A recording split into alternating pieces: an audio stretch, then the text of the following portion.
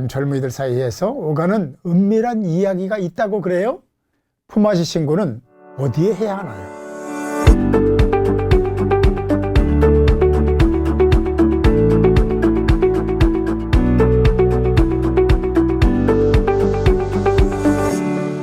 우리나라에는 여러 미풍양속들이 있는데 그 중에 하나가 품앗이입니다.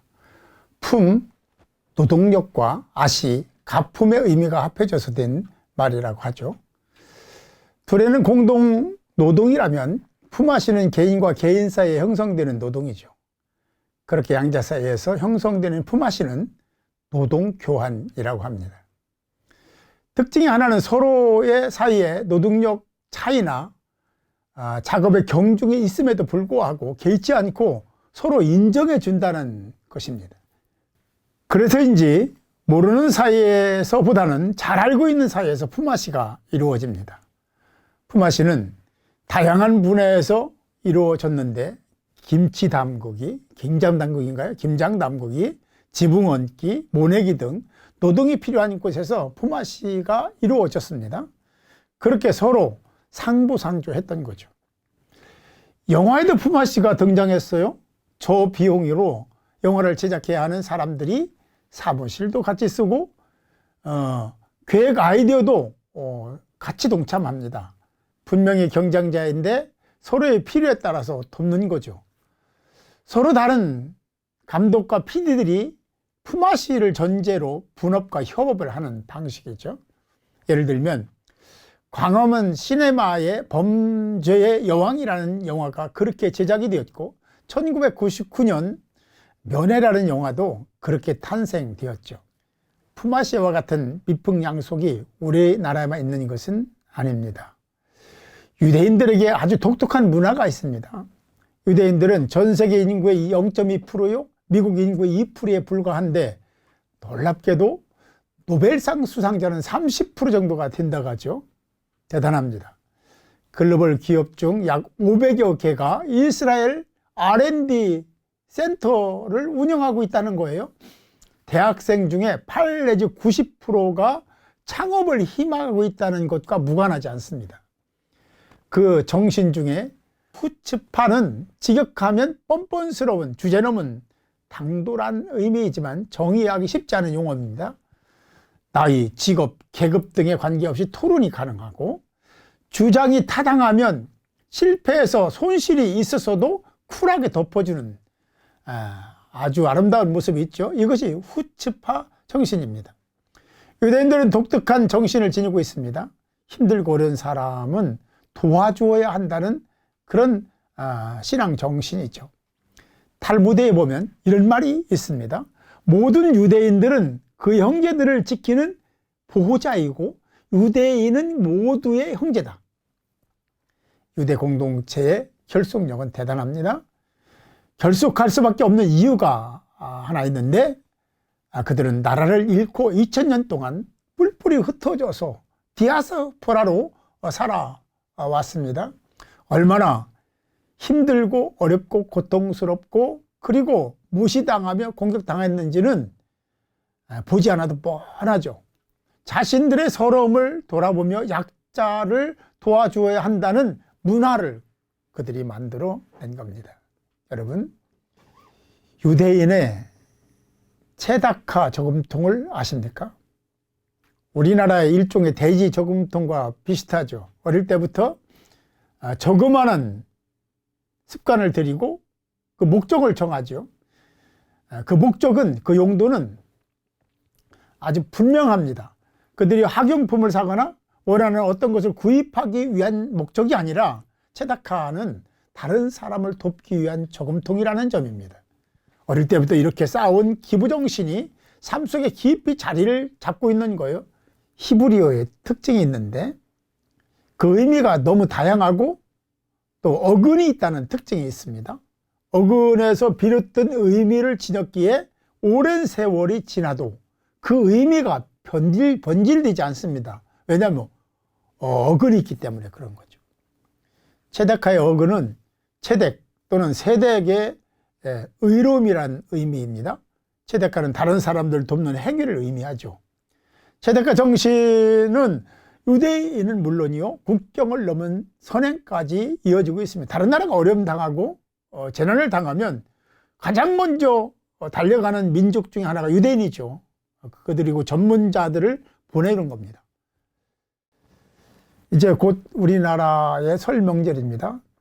설 그러면 저 같은 경우는 떡국이 생각나고 고향 어르신들이 생각납니다. 어릴 때 추억이 많죠.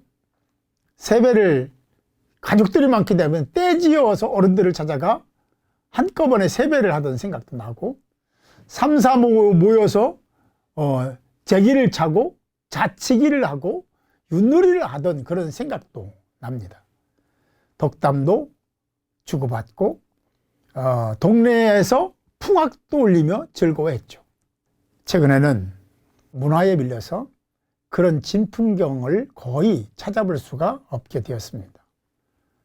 전통 문화가 힘을 잃어가고 있는 것이 사실이죠.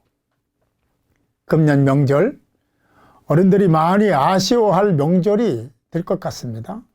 정부에서도 가급적 고향 방문을 자제해달라고 요청을 했어요.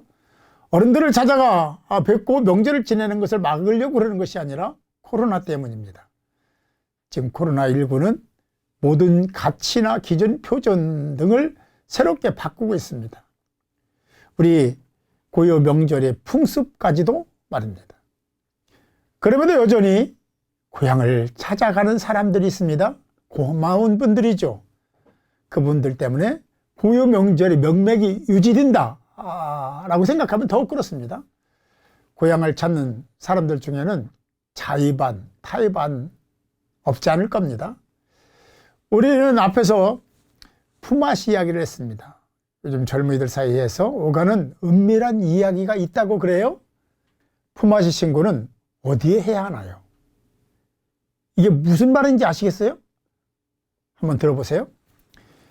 고향에 가는 것이, 명절에 고향에 가는 것이 그렇게 부담스러운 겁니다. 한마디로 가기 싫은 거죠. 경제적인 부담, 과중되는 일, 피곤함, 잔소리 등을 생각하면 어떤 핑계를 대서라도 가고 싶지 않은 거예요.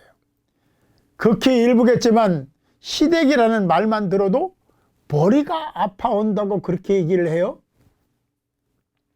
명절 때가 다가오면 시댁 트라우마 발동하는 거죠.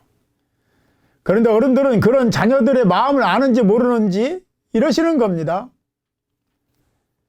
얘들아, 너희들 얼굴을 본 지가 꽤 오래되었구나. 이 말도 부담스러운데 이렇게 말씀하시는 거예요. 너희도 너희지만 손자 손녀가 눈물이 날 정도로 그렇게 보고 싶다. 그러니 이거 어떻게 안 갑니까? 억지 춘향이 노릇이라도 해야 할 지경이 되었으니까 머리가 아플 수밖에요. 그런데 고맙게도 고향에 가지 않아도 되는 기막힌 그 묘책이 생긴 겁니다. 그 묘책은 가족 간에도 5인 이상 모임을 할 수 없다는 방역 수칙 때문입니다. 이 방역 수칙이 명절에 고향에 가기 싫은 사람들에게는 묘책이 된 거예요. 5명 이상 모였다고 자신이 스스로 신고하기는 좀 그렇잖아요. 설 앞둔 며느리들의 맘카페에서 품앗이 신고를 하자는 이야기가 나왔고 많은 사람들이 거기 들어왔다는 겁니다. 우리 시댁에 5명이 모였어요 라고 서로 받고 신고하자는 겁니다. 서로 품앗이 한다고 생각하고 한 명씩 신고합시다 라고 하는 제안을 했다는 거죠. 여러분 기발하지 않습니까? 방역신고 품앗이라. 얼마나 스트레스를 받았으면 그랬겠어요. 얼마나 힘들고 괴로웠으면 신고 품앗이를 하자고 제안했겠습니까? 트라우마가 생길 정도로. 그렇다면 우리가 좀 이해를 해줘야 되는 것 아니겠습니까? 그렇죠? 그런데 왠지 좀 찜찜한 마음이 드는 것은 왜일까요? 이해해주고 싶은데 말입니다. 품앗이 신고를 며느리가 했다는 그 신고는 어디에 해야 합니까? 명절 행복하게 지내시기 바랍니다. 감사합니다.